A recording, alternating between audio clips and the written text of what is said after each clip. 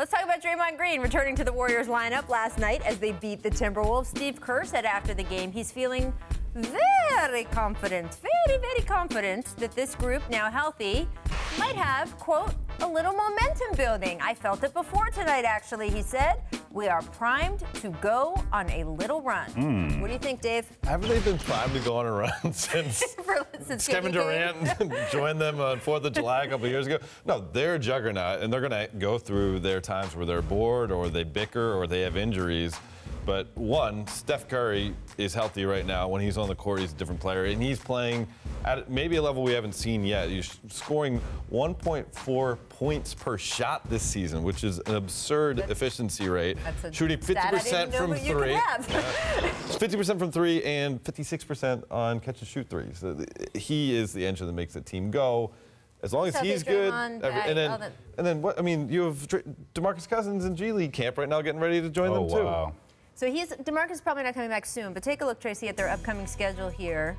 I mean, the Raptors game is going to be a challenge. It'll be a challenge. But also, you have 4 All-Stars on your team, and then you can see the rest of their schedule there. No one's a pushover. Well, maybe the Mavs. No one's a pushover, but I mean, 80% chance looks like a pushover. Right. But I'll say this. I mean, the reason why I think these guys are going to go on a run, not because they are the 2-time defending champions, but they just haven't been consistent and healthy this year, right? So they haven't been bored because these guys haven't been playing all together. So, yes, everybody is healthy now.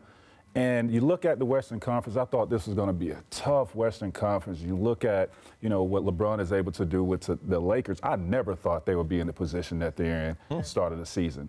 And the Western Conference is just not what I expected it to be. These guys are just going to run away with it in the Western Conference, and yes, they're going to get on the run. I mean, I think the Western Conference is deep, but you clearly have the Warriors, and then you have a bunch of teams beating each other up, kind of, and then everyone, it seems, almost everyone, sorry, Suns, is a playoff contender. So it's just, it's going to be interesting to see how they go. I do agree with you guys, though. The Warriors they're looking okay. We got to talk, though, about one Warrior in particular, because yesterday, as we told you, Steph Curry was part of a podcast. And by the way, I want to single just Steph out because your cousin there, Vince Carter, and Andre Iguodala, and Kent Bazemore all agreed the moon landing might not have taken place, that they think there is weight to that conspiracy theory. That's Photoshop right there? So yes, that is Photoshop.